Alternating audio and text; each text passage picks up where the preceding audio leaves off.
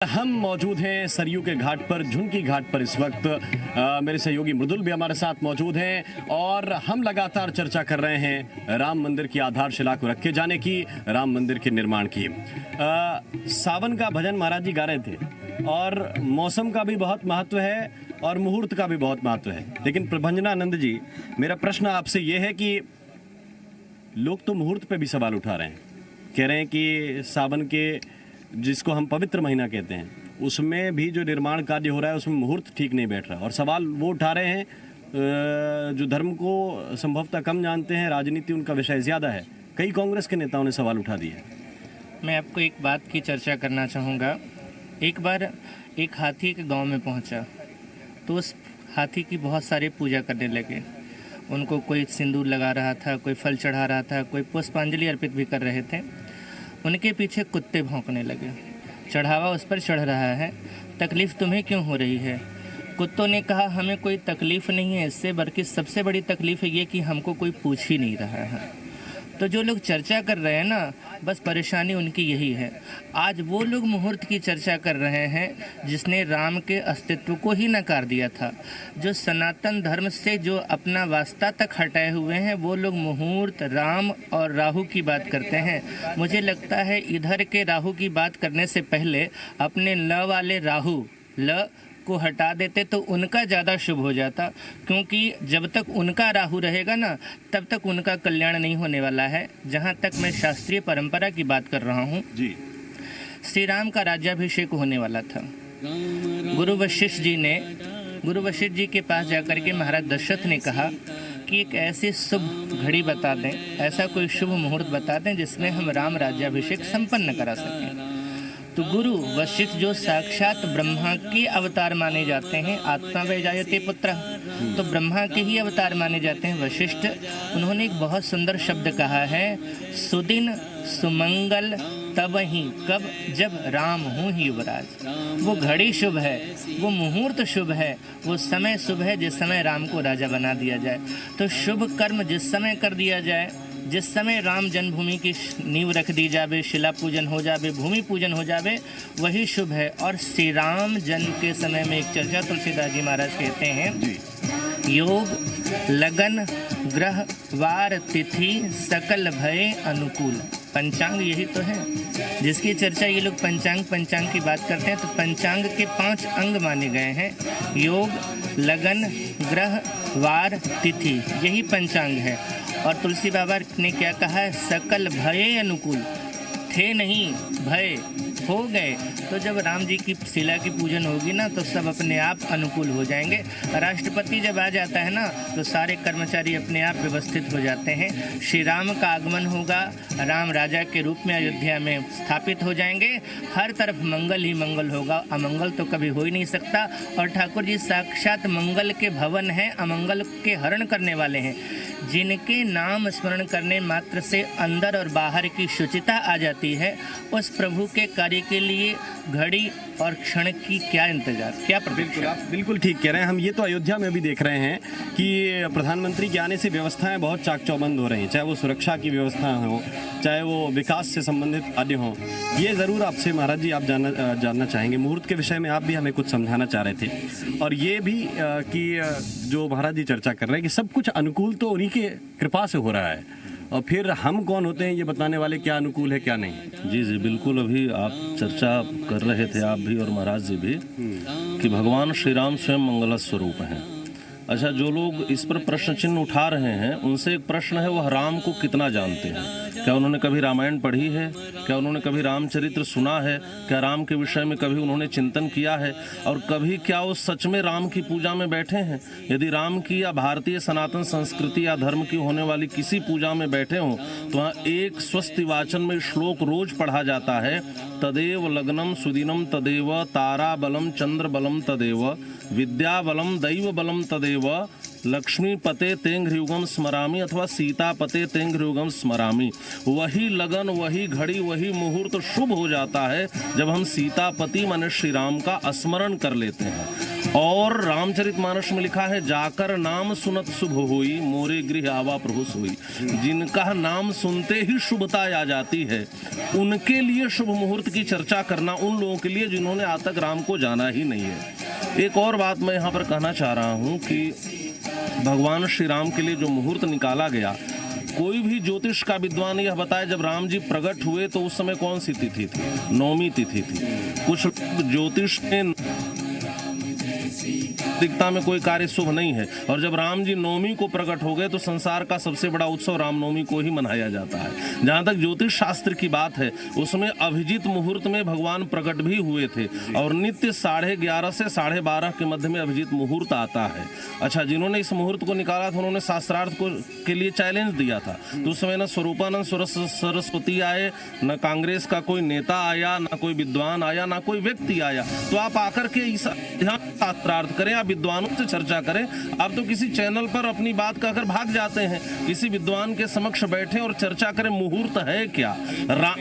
अयोध्या में आकर के करें।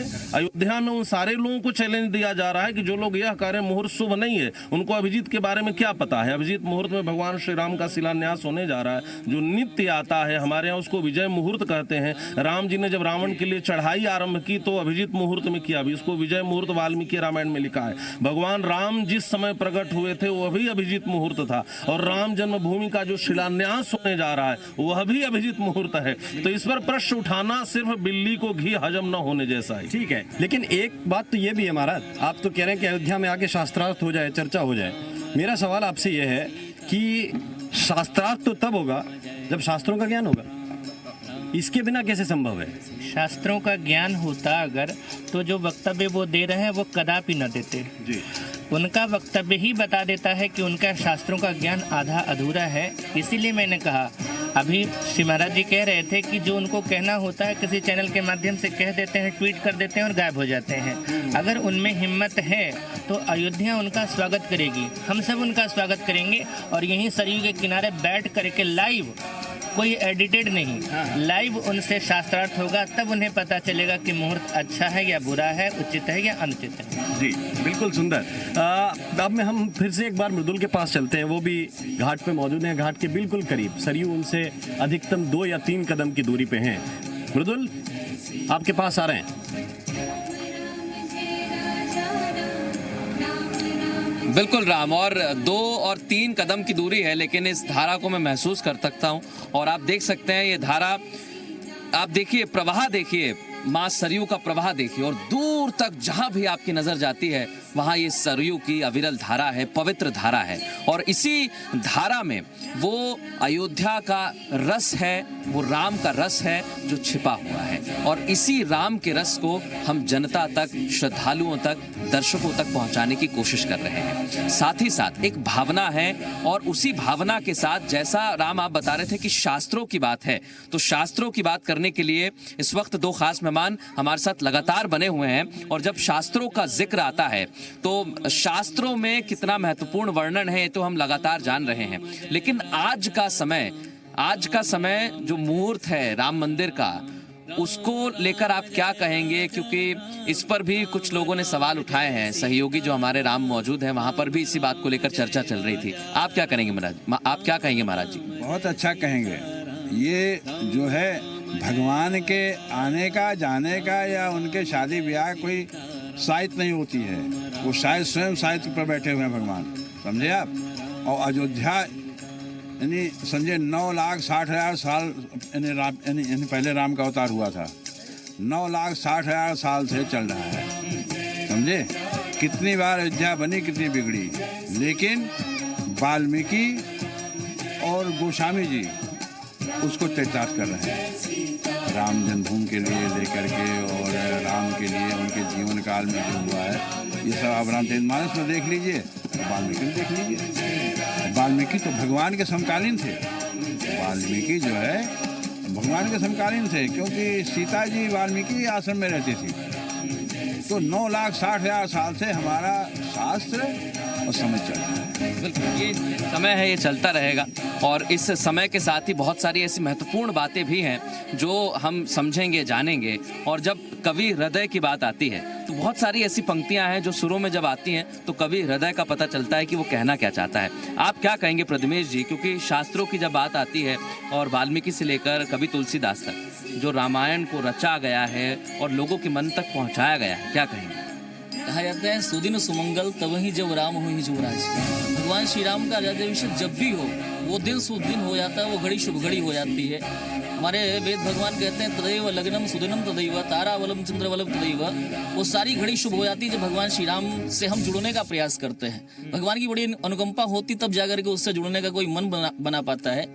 और मैं तो यही कहूँगा, श्री अवध धाम पावन हो गई बड़ी सुहावन, मेरे राम आ रहे हैं सुख धाम आ रहे हैं, मेरे राम आ रहे हैं सुख धाम आ रहे हैं। आज अयोध्या अपना श्रृंगार कर रही है। आप सरयू जी के तट पर देख रहे हैं, उमंग रही है सरयू जी, उमंग आ रहा है उनमें।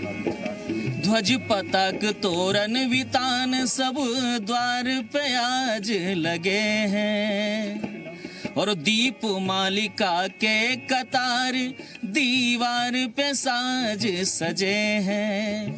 पद्मेश अवध जाके सुरताल लय मिला के सब लोग गा रहे हैं, मेरे राम आ रहे हैं। सब लोग गा रहे हैं, मेरे राम आ रहे हैं। श्री अवध धाम पावन हो गई बड़ी सुहावन, मेरे राम आ रहे हैं। मृदुल जी आगे आप गाइए। सुख धाम आ रहे हैं, मेरे राम आ रहे हैं, सुख धाम आ। बहुत खूब। और ये रस है, ये रस अवध में, अयोध्या में है और इस रस को हम महसूस कर सकते हैं और हमारी कोशिश यही है कि हम आप तक पहुंचाएं। राम, मैं आपके पास आ रहा हूं क्योंकि यहाँ से जब एक संदेश जाता है शास्त्रों के साथ ही, शुभ मुहूर्त के साथ ही, उस घड़ी का कि मेरे राम आ रहे हैं, प्रभु श्री राम आ रहे हैं। और ये सदैव हम देख रहे हैं जहाँ जहाँ भी जाते हैं लोगों की आंखों में एक, हम कह सकते हैं कि राम के आने की खुशी है, उत्साह है और आनंद है। राम, बिल्कुल ठीक कह रहे हैं। और इसी विषय पे हम महाराज जी से भी चर्चा कर लेते हैं। महाराज जी, दो बातें हैं। आपने भी राष्ट्रपति के आने का जिक्र किया कि आते हैं तो सब सुलभ हो जाता है। एक प्रश्न तो यह है कि प्रधानमंत्री का चयन मंदिर के शिलान्यास के लिए, आधारशिला रखे जाने के लिए, क्योंकि कोई भी बड़ा संत आप लोग जिनको मानते हैं वो कर सकते थे। और दूसरा ये कि राम मंदिर के निर्माण से अयोध्या में परिवर्तन कितना आएगा, क्योंकि एक आप माने या ना माने ब्रांडिंग का ज़माना तो है। अगर किसी मंदिर की ब्रांडिंग बहुत अच्छी है, किसी शहर की ब्रांडिंग बहुत अच्छी है, तो जाहिर है कि वहाँ के लोगों का रोज़गार भी उससे जुड़ता है। सबसे पहले तो मैं आपके उस प्रश्न का उत्तर देना चाहूँगा जिसमें आपने कहा कि प्रधानमंत्री का ही चुनाव क्यों। वस्तुतः श्री राम जन्मभूमि निर्माण, मंदिर का निर्माण हम चाहते हैं कि प्रत्येक भारतवासी के हाथों हो। वो संभव नहीं है कि प्रत्येक भारतवासी आकर के यहाँ पे करें। संत, महात्मा, महामंडलेश्वर भी प्रतिनिधि होते हैं, क्योंकि शास्त्र ने कहा है विप्रधेनु सुर संत हित लिन्ह मनुज अवतार। अगर कहा है तो ये चारों के चारों पूरे विश्व के प्रतिनिधित्व करने वाले हैं। लेकिन जैसे कि अगर हम ये सिर्फ चार कहते हैं तो हो जाएगा सनातन धर्म से जुड़े हुए, लेकिन प्रधानमंत्री हमारे पूरे देश के हैं। वो हिंदू के भी प्रधानमंत्री हैं, मुसलमान के प्रधानमंत्री हैं, बौद्ध, ईसाई, जैन, पारसी सबके प्रधानमंत्री हैं। अगर प्रधानमंत्री के हाथों से ये शिला पूजन हो रहा है तो हमारा मानना है कि प्रत्येक भारतवासी के हाथों से ये शिला पूजन हो रहा है, जो कि प्रधानमंत्री सबके प्रतिनिधित्व करते हैं और सबने उनको जिताया है। दूसरी बात, आपने कहा अयोध्या में क्या परिवर्तन होगा। जिस समय भगवान राम चले गए अयोध्या से, अयोध्या में पहले बहुत अकूत संपदा थी, लोग प्रसन्न थे, लेकिन जब राम चले गए अयोध्या से तो अयोध्या एक उदास हो गई। उसी तरह से अगर जिस जगह पर दिव्य राम मंदिर का निर्माण पहले हुआ था, जिसको बाबर के सेनापति मीर बांकी ने तोड़ा, उसके पहले तक अयोध्या बहुत प्रसन्न थी, अयोध्या का वैभव था। अगर आप राम जन्मभूमि का इतिहास पढ़ेंगे तो आप देखेंगे उसमें कि वो मंदिर कितना विशाल था, उसके द्वार कहाँ कहाँ थे, उसके शिखर कहाँ कहाँ थे, उसमें कितने लोग रहते थे। तो वो एक अयोध्या का वैभव जो त्रेता के समय में था, लगभग कुछ उतना तो नहीं कहा जा सकता, लेकिन मिलता जुलता वैभव था।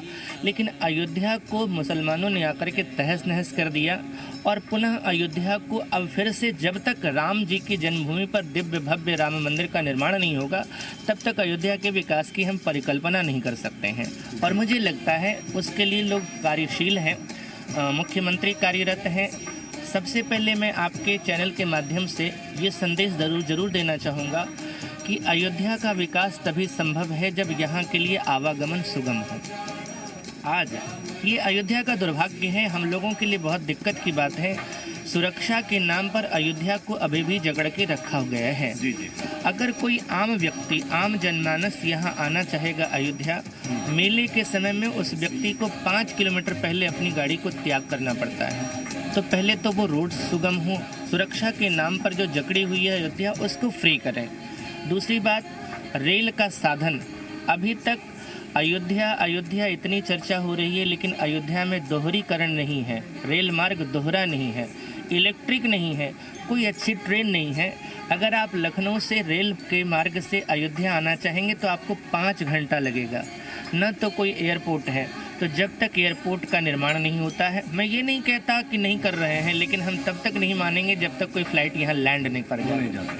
हम तब तक नहीं मानेंगे जब कोई सुपर ट्रेन, राजधानी शताब्दी के जैसे ट्रेन अयोध्या से प्रारंभ न हो जावे। हम तब तक नहीं मानेंगे कोई आम जनमानस भी कोई एक गाड़ी लेकर के आता है तो अयोध्या के हर मंदिरों तक पहुंच जाए। अगर ये सब हो जाए तो अयोध्या की कायाकल्प हो जाएगी, अयोध्या का विकास हो जाएगा, लोग आने लगेंगे तो रोजगार स्वतः अपने आप प्रारंभ हो जाएंगे। ठीक, मृदुल कुछ इशारा कर रहे हैं, उनके पास चलते हैं। हाँ मृदुल, बताइए। राम, जो विकास की चर्चा चल रही है अयोध्या में, उस विकास के पीछे की एक तस्वीर और है, और वो तस्वीर ये है कि जब राम मंदिर का निर्माण होने वाला है, जब अयोध्या का विकास होगा, तो अयोध्या की जो पौराणिक काल में कथाएं हैं या जो तस्वीर है वो कितनी बदलेगी। नारायण जी महाराज हमें बताना चाहते हैं, क्योंकि उन्होंने लंबे समय से संघर्ष भी देखा, वेदना भी देखी, और अब आनंद और उत्साह भी देख रहे हैं। महाराज जी, अयोध्या में अगर मंदिर बनेगा, विकास होगा, तो क्या स्थिति रहने वाली है? अयोध्या में मंदिर बनेगा तो विश्व में उसकी एक ख्याति होगी, और यहाँ की सड़कें जो है 4 लेन हो रही, 2 लेन हो रही हैं, उसमें हमारी काफ़ी ज़मीनें जा रही हैं, मकान जा रहा है। लेकिन हमें खुशी इस बात के लिए है कि अयोध्या के लिए जा रहा है, और तो हमारे स्थान की बात है, यानी अयोध्या को बसाने वाला स्थान है हमारा है। लेकिन ये राम जन्मभूमि जो बन रहा है, इसके लिए आने वाले समय में 4 लेन भी छोटी पड़ेगी। तो इसलिए जो है सरकार पहले से ही, जोगी जी आए और 4 लेन की घोषणा करके गए हैं। अब देखिए क्या होता है, होना तो ही है, जल्दी होना है। अभी इस समय भी अयोध्या की सब चीज़ बदल गई हैं, सब सड़कें बदल गई हैं, पेंट हो रहा है, सड़कों के सामने जो है वो बैरिकेडिंग लग गई है। तो अब भी अयोध्या जो शांतिप्रिय दिखाई पड़ रही है, और बनने के बाद तो भगवान चाहेंगे तो अयोध्या सोने की हो जाएगी और ज़्यादा बढ़ेगी। बिल्कुल, ये कनक की हो जाएगी अयोध्या, क्योंकि लोगों की ज़मीनें जा रही हैं, घर जा रही हैं, लेकिन कोई चिंता नहीं है, क्योंकि राम के लिए जा रही हैं, और राम के लिए सब कुछ कुर्बान है, यहाँ पर कहना है, क्योंकि राम ही है जो अयोध्या के हैं। राम बिन कुछ भी नहीं है, और राम का सुमिरन ही जीवन है। अब तो भावे मेरे मन को राम राजा का शहर, राम राजा का शहर, हर गली हर डगर। अब तो भावे मेरे मन को राम राजा का शहर। सरयू की धारा पावन है दर्शन, भी लोक लुभावन है, और जो भी नहाते भाव से उतरे भव का जहर। अब तो भावे मेरे मन को राम राजा का शहर, अब तो भावे मेरे मन को राम राजा का शहर। ऐसे भगवान श्री राम के इस दिव्य धाम में हम लोग निवास कर रहे हैं। ठाकुर जी की बड़ी कृपा है और निरंतर ये तो आनंद ही यहाँ होता रहे। कभी यहाँ पर दुख कष्ट है ही नहीं, यहाँ पर तो आनंद ही आनंद है और राम जी की शरण में ही आनंद होता है। किसी ने कहा है ना कि ये अगर आराम की तलब हो तो बस एक काम कर, आराम की तलब हो तो बस एक काम कर, आ राम की शरण में और राम राम कर। आ राम की शरण में और राम राम कर। बिल्कुल, आ जाइए राम की शरण में और राम राम कर। और मेरे सहयोगी राम मौजूद हैं, उनके साथ भजन मंडली है। राम की शरण में इस वक्त अयोध्या में जो भी आ रहा है वो जा रहा है। राम जी जी बिल्कुल बिल्कुल महाराज जी, एक आखिर भजन हो जाए, फिर कार्यक्रम को हम थोड़ा सा विराम देंगे, फिर आगे भी लगातार चर्चा चलती रहेगी। एक आखिरी भजन आपसे जी। सावन का ही अभियान। सखिया गाती है कजरिया सबन में सिया पिया संग झुलनवा सिया पिया संग बनी धनी श्याम देखी लाजे कोटि